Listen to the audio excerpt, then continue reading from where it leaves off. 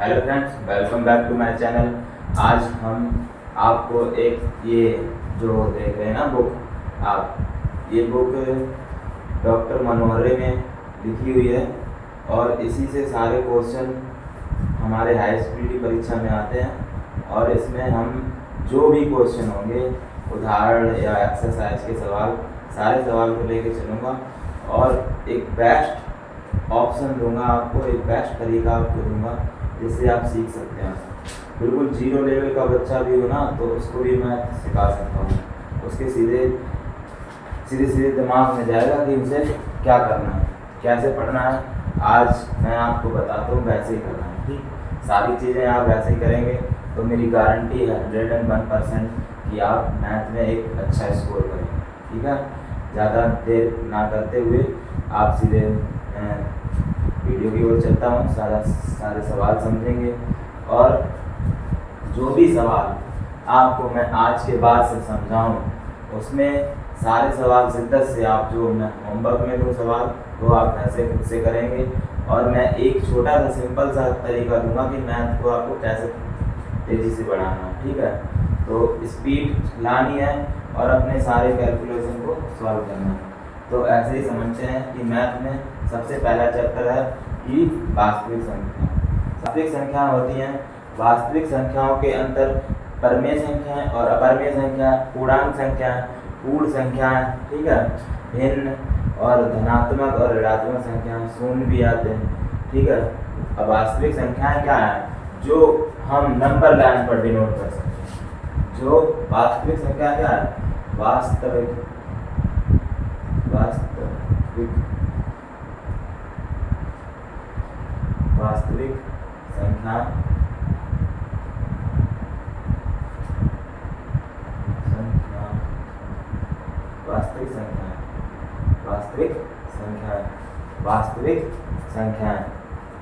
वास्तविक संख्या मतलब real number, REAL, real number, NUMBER, real number.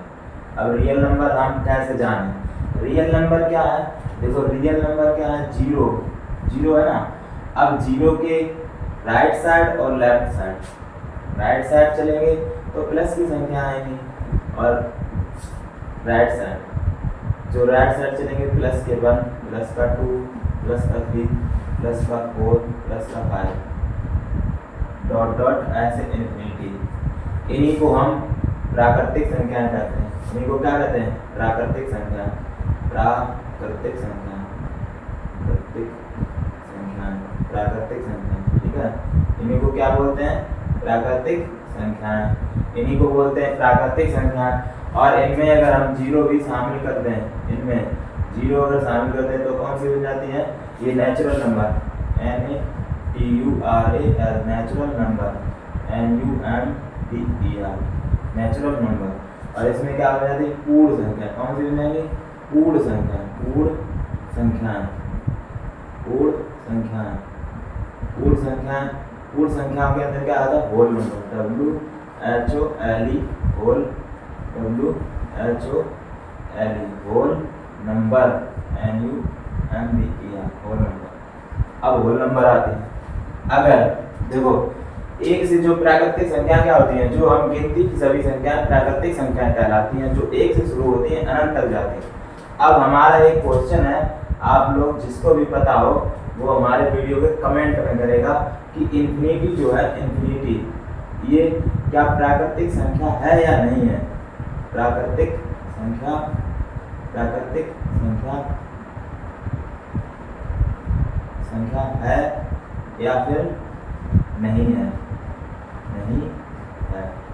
अब ये आप लोग इस क्वेश्चन का ये होमवर्क है, कहीं से ढूंढ के मुझे आंसर में दोगे कि ये प्राकृतिक संख्या है या नहीं है। ठीक है, अगर आप सही आंसर देंगे तो आपको नॉलेज होगा। ठीक है, तो अब इधर देखते हैं माइनस की संख्या है, नेगेटिव इंटीजर, डॉट डॉट, ये डॉट डॉट इन्फिनिटी तक जाएंगे, dot dot infinity. Negative integer minus का 1, माइनस का 2, माइनस का 3, माइनस का 4, ऐसे डॉट डॉट इन्फिनिटी तक जाएगा। कहाँ तक जाएगा? अनंत तक। इधर भी ये भी प्राकृतिक संख्या है। ठीक है, चाहे नेगेटिव हो चाहे पॉजिटिव हो, वो प्राकृतिक संख्या होती हैं। इन्हीं को हम परमेय संख्या बोलते हैं। इन्हीं को क्या बोलते हैं? इन सबको क्या बोल सकते हैं? परमेय संख्या। इन सभी को क्या बोल सकते हैं? ये टोटल जो भी हैं इनको बोल सकते हैं क्या? परिमेय संख्या। क्या बोल सकते हैं? परिमेय संख्याएं। परिमेय संख्याएं क्या बोल सकते हैं? परिमेय संख्याएं। इन्हीं को हम सबको परिमेय संख्या। परिमेय संख्या की परिभाषा क्या है? जिन संख्याओं को हम p बटे q के रूप में लिख सकते हैं, जिन संख्याओं को हम p बटे q के रूप में लिख सकते हैं, p बटे q के रूप में, जहां क्या हो? q not equal to 0, q not equal to 0, q 0 ना हो, बस q 0 अगर हुआ। और ये भी एक क्वेश्चन है इसमें से कि 0 1 0 क्या 0 शून्य, क्या शून्य भी परिमेय संख्या है? प्राकृतिक संख्या है। क्या शून्य भी परिमेय संख्या या प्राकृतिक संख्या? शून्य भी परिमेय संख्या है या फिर नहीं है? तो इन दो क्वेश्चन को आप हमें कमेंट में जवाब देंगे, और अगर जो जवाब सही रहेगा वो हमारे इस क्लास को बहुत ही आसान तरीके से समझेगा। और देखो इसको समझते हैं, ठीक है, इसको समझते हैं। परिमेय संख्या हो गई पूर्ण संख्या। इन सभी को देखो, इन दोनों को धनात्मक संख्या और ऋणात्मक संख्या, धनात्मक संख्याएं और ऋणात्मक संख्या और ऋणात्मक संख्या, ऋणात्मक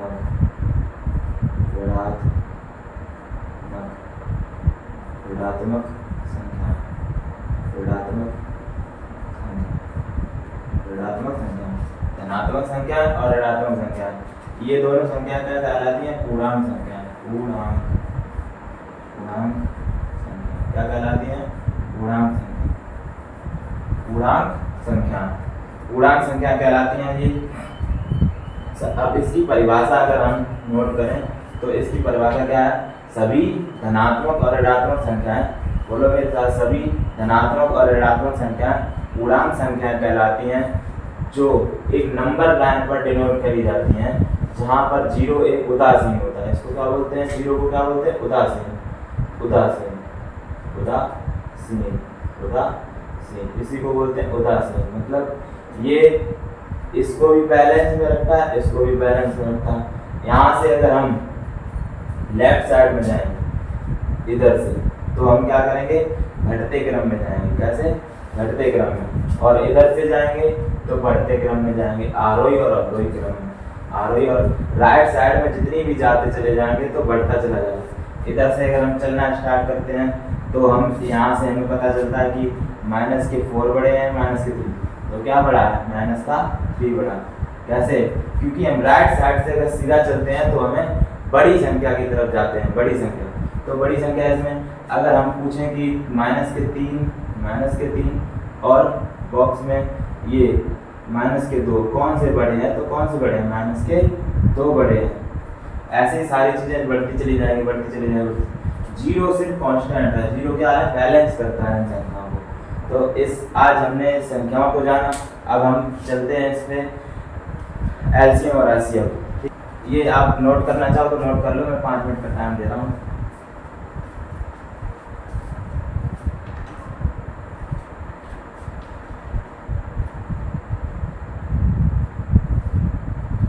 क्या है कि भाज्य और अभाज्य गुणनखंड, भाज्य गुणनखंड और अभाज्य गुणनखंड। तो अभाज्य गुणनखंड समझते हैं, भाज्य गुणनखंड की बात करते हैं। पहले अभाज्य गुणनखंड, अभाज्य गुणनखंड,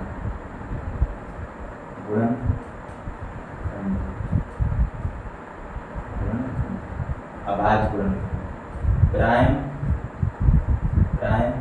फैक्टर, FACT। देखो एलसीएम में है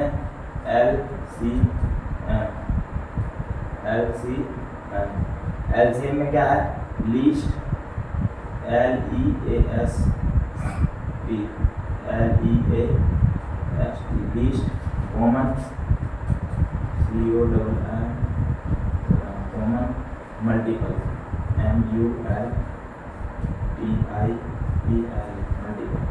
इसका फुल फॉर्म क्या है? Least common multiple. इसकी हिंदी क्या है? लासा। क्या है? लासा। लासा का फुल फॉर्म क्या है? लघुत्तम समापवर्तन। क्या? लघुत्तम समापवर्तन। पहले हम एलसीएम की बाद में बात करते हैं, पहले करते हैं प्राइम फैक्टर की बात। प्राइम फैक्टर क्या है? मतलब आभाज्य संख्या। आभाज्य संख्या होती कौन सी है? जो जिन संख्याओं के केवल दो गुणनखंड होते हैं, दो गुणनखंड। अब गुणनखंड देखो एचसीएफ में आता है क्या? एचसीएफ में क्या आता है? फैक्टर और मल्टीपल में धरती आसमान का फर्क है। फैक्टर जैसे हम क्या है 12 के फैक्टर बताओ, तो 12 के फैक्टर का मतलब है कि 12 किन किन संख्याओं से कटता है। तो 12 1 से कटता है, 2 से कटता है, 3 से कटता है, 4 से कटता है, 6 से कटता है और स्वयं 12 से कटता है। तो इसमें सबसे छोटा जब भी पूछा जाएगा, सबसे छोटा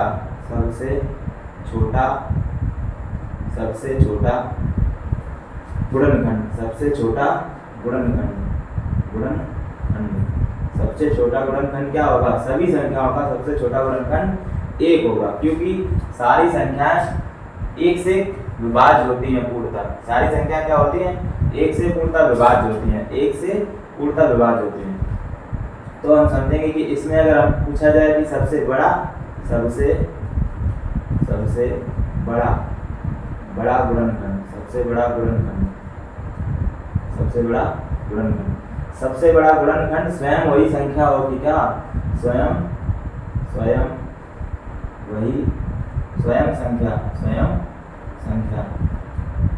संख्या जो संख्या होगी वही सबसे बड़ा गुणनखंड होगी। ठीक है। अब हम मल्टीपल की बात करते हैं। ये क्या है? फैक्टर। फैक्टर। ये क्या है? फैक्टर। अब हम मल्टीपल की बात करते हैं। MULTIPL। मल्टीपल क्या है? मल्टीपल को ही पहाड़ा बोलते हैं। क्या? पहाड़ा। अब पहाड़े से समझ में आ गया कि हम इसी 12 का अगर निकालेंगे मल्टीपल क्या होगा।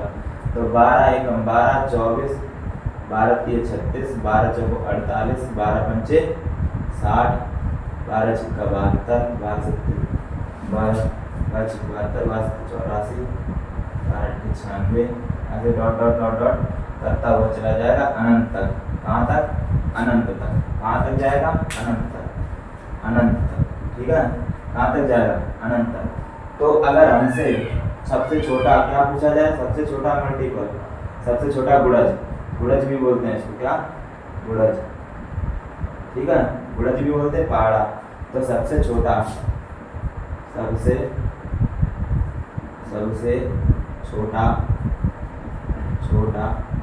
गुणज। सबसे छोटा गुणज क्या होगा? स्वयं संख्या। सबसे छोटा गुणज स्वयं संख्या। देखो हमें याद करना नहीं होता। याद करोगे तो भूलोगे। ये हमारी फितरत है कि भूलना आता है। ठीक है। क्योंकि याद करना है तो भूलना भी आएगा, क्योंकि प्रकृति में ऐसी कोई चीज़ नहीं है जो विलोम शब्द में नहीं होती है। ठीक है। अगर दिन है तो रात होता है, सुख है तो दुख है, हंसी है तो खेल है। ठीक है। हंसी है तो रोना है, हंसना है तो रोना है। तो ऐसे सारी चीज़ें चलती हैं और प्रकृति की ये हम लोग रटने में लगे रहते हैं। रटना नहीं है, समझना। देखो इसी चीज़ में से तो मिला मुझे स्वयं संख्या। तो यहाँ पे सबसे बड़ा क्या है? गुणनखंड स्वयं संख्या। और यहाँ सबसे छोटा क्या है? सबसे छोटा गुणज। सबसे छोटा गुणज क्या हो गया? स्वयं संख्या। और अगर हमसे सबसे बड़ा पूछा जाए, सबसे बड़ा अगर पूछा जाए, सबसे बड़ा गुणज तो क्या हो जाएगा? सबसे बड़ा गुणज क्या हो जाएगा कि हमें पता नहीं। क्या हो जाएगा? हमें पता नहीं। अनंत। क्या हो जाएगा? अनंत, इन्फिनिटी। ठीक है। Not defined. इसको हम पता नहीं कर सकते क्योंकि ये टेबल 10 तक ही समाप्त नहीं होता। टेबल एक श्रृंखला है। पहाड़ा क्या है? श्रृंखला है। इसको हमने 10 तक बस याद रखने के लिए, मेमोरी में टाइप रखने के लिए हमने 10 तक इसको समझा है। लेकिन इसको क्या करते हैं, ऐसे सारी चीज़ें समझते हैं आसानी से, तो हमें पढ़ाई को एकदम बोरिंग नहीं लगता है और समझ में आता है सारी चीज़ें। ठीक, तो इसमें आते हैं, ये समझ में आया ना सबको? अगर समझ में आया है तो लाइक करो, और नहीं समझ में आया तो दोबारा से क्लास देखो, पूरी समझ में आएगी। ठीक है, और अब चलते हैं आगे के चैप्टर पे। देखो आगे क्या है, अब मैं इसमें से सबसे पहले सारे उदाहरण को लूँगा। ठीक है, जितने इस बुक के उदाहरण हैं उन सबको सॉल्व करूँगा, फिर एक्सरसाइज पे जाऊँगा, क्योंकि हमारे जो पेपर अभी आने वाले हैं 2027 में होंगे, उनमें काफ़ी सारे क्वेश्चन ऐसे होते हैं कि उदाहरण से दिए जाते हैं एक्सरसाइज के लिए, और हम लोग सारी एक्सरसाइज लगाते रहते हैं इसलिए सवाल उसमें समझ में नहीं आता कि ये कहाँ से आ गया, और उदाहरण कभी देखे नहीं। तो हम सारे उदाहरण लेके चलूँगा और सारी एक्सरसाइज के सवाल भी एक एक लगवाऊँगा। और जिसे ये पढ़ना है तो वो इस चैनल को सब्सक्राइब करके रख ले, बेल आइकन दबा ले, क्योंकि अगर उसे सीखना है, रियल में सीखना है, तो वो यहाँ पे रहना, अन्यथा अपना जो कर रहा है वही करे। ठीक, देखो पढ़ाई क्या है, हम अगर इंटरेस्टिंग बुक में चलते हैं तो पढ़ाई हमें समझ में आती है। जैसे मैंने इसको बताया कि सबसे मल्टीपल अपगुणनखंड और गुणनखंड, अब अभाज्य संख्याएं भी पता होनी चाहिए। इसमें सबसे पहले अभाज्य संख्याएं भी पता होनी चाहिए। तो संख्याओं के बारे में अगर हम जानना चाहें तो देखो संख्याएं क्या होती हैं। अगर हमने इन 10 अंकीय दशमलव पद्धति को समझ लिया, क्या दशमलव पद्धति को समझ लिया, तो हम पूरी मैथ को समझ जाते हैं। क्या 0, 1, 2, 3, 4, 5, 6, 7, 8 और 9, ये कितने टोटल अंक हो गए? 10 अंक। क्या हो गए? 10 अंक। ये एक अंक की संख्या है। क्या है? एक अंक की 10 संख्याएं होती हैं। एक अंक की 10 संख्याएं होती हैं। इसी में सारी संख्याएं, सभी संख्याएं, इन संख्याओं के अलावा अगर तुमने कोई संख्या देखी हो तो मुझे बता दो। ठीक है, नहीं देखी ना, इन संख्याओं से मिलके जितनी भी बड़ी संख्या बनानी है, जितनी भी छोटी संख्या बनानी है, सारी संख्याएं बनती हैं। तो ऐसे हम समझते हैं। तो बहुत देखो, अब चलते हैं कि प्राइम नंबर कौन कौन से होती है। तो प्राइम नंबर क्या है? जिनके केवल 2 गुणनखंड हो। देखो, एक ना तो भाज्य है ना अभाज्य। क्यों? क्योंकि धोबी का कुत्ता ना घर का ना घाट का, धोबी का कुत्ता घर का ना घाट का। ऐसे याद रख सकते हैं कि क्योंकि इसका एक ही गुणनखंड है ना, एक, ये स्वयं से नहीं, सिर्फ एक से ही कट रहा है ना, कोई दूसरा ऐसे काट ही नहीं रहा। तो हम स्वयं, और इसमें क्या है, एक ऐसी सम संख्या, सिर्फ एक ही ऐसी सम संख्या है जो अभाज्य है, और सारी विषम संख्याएं अभाज्य संख्या होती हैं। क्या? विषम संख्या। अगर कोई तुमसे पूछे कि 9, 8 अभाज्य है कि भाज्य, तो हम इसको तुरंत ही काट देंगे कि ये अभाज्य हो ही नहीं सकती, क्योंकि सम संख्या सिर्फ एक ही है और विषम संख्याएं सारी अभाज्य संख्या होती हैं। तो 1 और 3 से कट रहा, 1 और 5 से कट रहा, 1 और 7 से कट रहा। तो ऐसे 1 से 10 तक की गिनती में कितनी मिली हमें? 4 संख्या टोटल। ठीक, और 1 से 100 तक की गिनती में हमें कितनी मिलती है टोटल? 25। इन्हें के लिए ट्रिक कोई नहीं है, ढूंढनी पड़ती है।